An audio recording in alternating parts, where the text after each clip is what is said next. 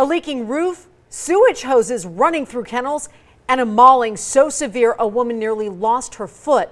Those are some of the issues that have plagued Southern Nevada's best known no-kill animal shelter, a place where dogs are sometimes kept for years. And tonight, Chief Investigator Darcy Spears talks with former volunteers of the Nevada SPCA who say the animals deserve better. There's one face you won't see on Joanne Phillips' poster of shelter dogs she cares for. She could have died. There was 1 inch of flesh holding her ankle onto her leg. Stanley was on the Adoptable Dogs page for the Nevada Society for the Prevention of Cruelty to Animals on the day he attacked Joanne. I mean, what if that dog was adopted out to a family of young children? We're talking to Jim Phillips because his wife is still too traumatized to recount the events of April 11th. Joanne had been a volunteer at the NSPCA shelter on Dewey Drive for about a year. Her job was actually to take the dogs from the kennel and you give it to a person who walks the dogs. And as she was doing that, this dog just mauled her. Jim says they've since learned that Stanley was in trouble before. It was adopted out, but was returned because it had attacked the owner. We take pride in having a NSPCA President Kathy Jung would not answer questions about the attack, citing potential litigation. So it was truly a terrible accident.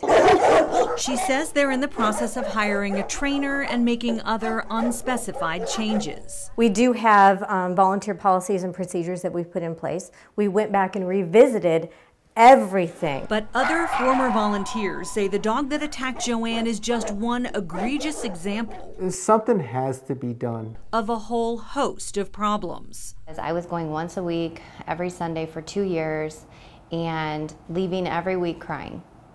And I couldn't decide if I had done something good or contributed to something horrible that day. So the sewage water will then come out. Brittany Markarian and Chelsea Collins are among 7 former volunteers who reached out to us. During the time I was there, management was unapproachable. Brittany volunteered at the NSPCA from May 2015 to March 2017. Her Change.org petition demanding reform has more than 1,600 signatures so far. One of the main concerns? The building that they're in is very dilapidated and outdated. Chelsea volunteered there from April 2015 until the beginning of September 2018. The NSPCA says she was dismissed for verbally abusing a prior executive director. Pictures she took during her time at NSPCA document major roof leaks breaking through and soaking kennels, swamp coolers and fans in place of proper air conditioning, and dogs not always having clean water to drink. Because it might have had algae around the surface or dead bugs or feces in there.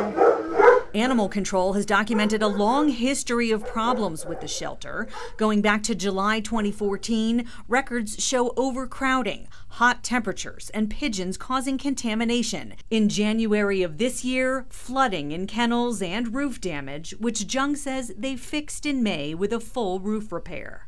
So it certainly sat like that for quite some time, according to the county's records. Well, we've had people come in and patch it and do it and fix different holes here and there. We asked to see the fix for ourselves. We're outside in the courtyard here because behind that door are the kennels. That door is closed to us and our cameras. We are not being allowed inside to show you the conditions, but they tell us it's not for the reasons you might think. Kathy claims insurance and new shelter policies require us to become full-fledged volunteers, complete with training, just to look inside the dog kennels. Everybody needs to be educated no matter where you go. Even just to walk down a hall. Yes. That means we could not verify whether they actually fixed the things volunteers say they saw, like this missing cinder block allowing one dog to stick its head through into another kennel.